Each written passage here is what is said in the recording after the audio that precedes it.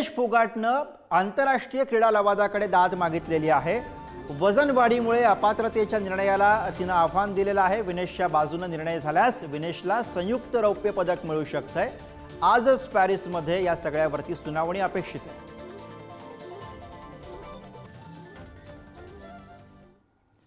तर राज्यसभेमध्ये कुस्तीपटू विनेश फोगाटच्या अपात्रतेवरनं गोंधळ बघायला मिळाला। विरोधकांनी राज्यसभेमध्ये जोरदार घोषणाबाजी केली। विरोधकांच्या घोषणाबाजीनंतर सभापती खुर्चीवरनं निघून गेले। अन्य सदस्यगण, अब मेरे पास एक ही विकल्प है। मैंने सदन में बहुत वरिष्ठ सदस्य हैं, अब भी उपस्थित हैं, उनका सम्मान करता हूं। उन्होंने राजनीति मेरे से बहुत ज्यादा देखी है।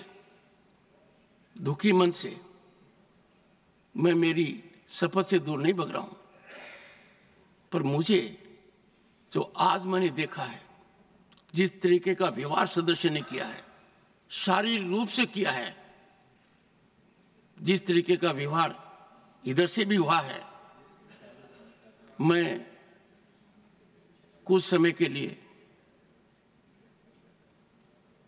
यहां बैठने में अपने आप को सक्षम नहीं पा रहा हूं। मैं दुखी मन से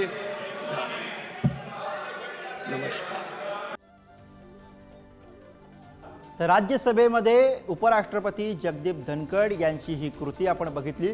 विरोधकांनी एकूणच या मुद्द्यावरनं गदारोळ सुरू केला, घोषणाबाजी सुरू केली आणि त्यानंतर समोर आलेली जगदीप धनखड यांची ही प्रतिक्रिया।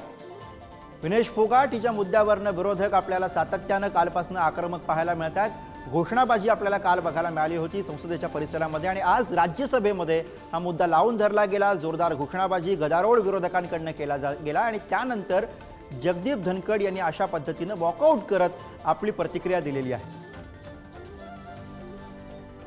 विरोधकांच्या घोषणाबाजीनंतर सभापती हे खुर्चीवरनं उठून गेले। राज्यसभेमध्ये कुस्तीपटू विनेश फोगाटच्या अपात्रतेवरनं एकूणच गोंधळ झाला। विरोधकांनी राज्यसभेमध्ये जोरदार घोषणाबाजी केली आणि त्यानंतर सभापती खुर्चीवरनं निघून गेल्याचं चित्र राज्यसभेमध्ये आपल्याला बघायला मिळालं।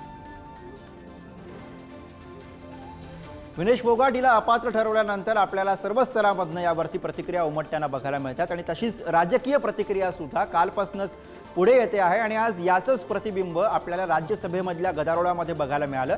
जेव्हा विरोधकांनी विनेश फोगाट हिचा मुद्दा लावून धरला, सरकार विरोधामध्ये यावेळी घोषणाबाजी करण्यात आली आणि हा सगळा गदारोळ बघितल्यानंतर सभापतींनी आपली खुर्ची सोडली।